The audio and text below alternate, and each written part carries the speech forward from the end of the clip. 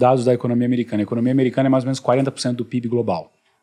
O mercado de capitais americano, por ele ser muito desenvolvido e por ser o centro, ele abarca, né, porque obviamente as empresas americanas estão aqui no Brasil, estão em vários lugares do mundo. O mercado financeiro americano representa 60%. Quando você vai investir no MSCI World aí, ou no índice global de ações, tem mais ou menos uns 60% nos Estados Unidos. Quando você vai olhar o portfólio de um americano médio, ele tem 30% fora dos Estados Unidos. Mesmo lá. Mesmo ele tendo 60% do mercado inteiro para investir, um americano na média tem 30% investido na Europa, na Ásia e no restante do mundo. Então esse dado é muito surpreendente. Quando você olha para os nossos vizinhos, pega Chile, Peru, Colômbia, México, o investidor na média está entre 30% a 60% investido fora desses países. Os de país emergente? Os países emergentes. 30 a 60? 30 a 60. Sendo que no Chile é 60, indo para 70, agora agora diminuiu um pouco mais, porque a taxa de juros no Chile aumentou um pouquinho, etc. Mas o Chile tem mais da metade investido fora do Chile. Na Argentina nem se fala, as pessoas só investem fora da Argentina, mas... Sabiamente. Mas se você olhar para os demais, né, que estão com economias razoavelmente organizadas, que é Peru, Colômbia e México, eles investem muito mais, 10 vezes mais do que os brasileiros, ou 20 vezes, ou 30 vezes mais do que os brasileiros fora dos seus respectivos países. E essa questão é interessante porque ela afasta um pouco, uma coisa que a gente tenta evitar.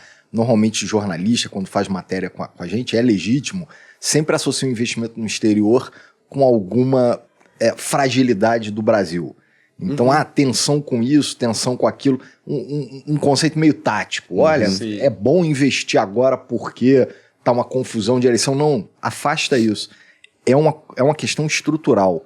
Tanto que os Estados Unidos, que tem lá as Treasuries, teoricamente o ativo mais seguro do mundo, tem esse número que o Bernardo comentou, acima de 25% no exterior.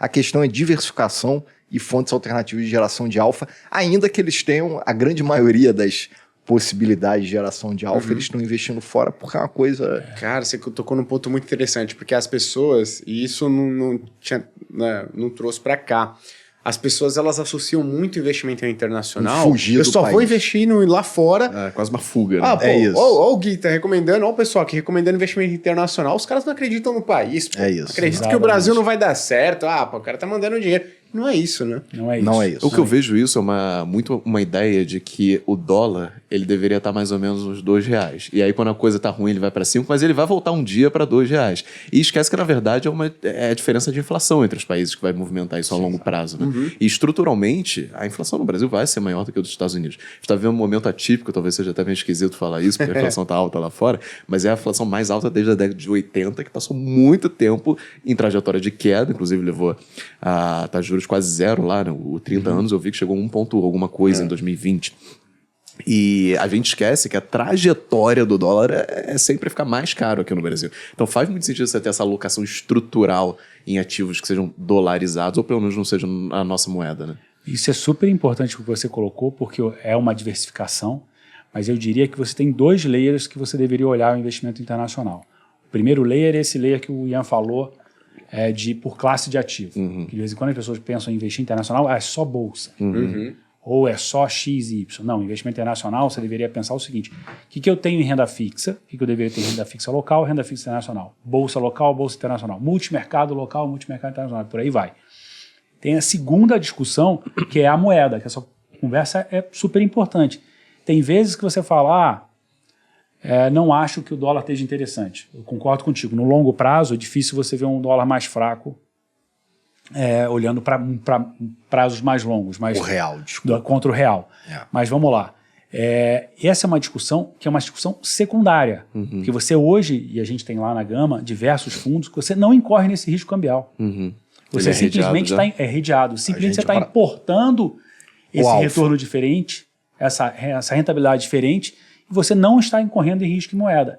E melhor, você não está incorrendo no risco de moeda, e por a gente pagar uns juros muito altos, você está ganhando algum dinheiro com isso. Porque o diferencial de juros entre o Brasil e os Estados Unidos, que é a imensa maioria do que a gente faz o hedge lá, é um diferencial de juros bastante grande, então você tem ali ainda algum extra para ganhar quando você faz esse hedge.